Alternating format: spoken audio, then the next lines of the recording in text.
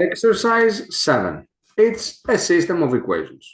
And we have said so many times through these videos that as far as the SAT content concerned, the easiest and safest at the same time way to solve a system of equations, not a parametric one, but just a system of equations, is through Desmos. So that's exactly what I'm going to do.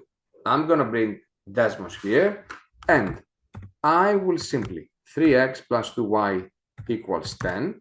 I will insert the two equations of that system.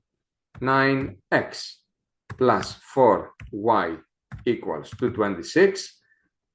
If xy is the solution to the system, I can spot the solution to that system is this one over here, 2, 2.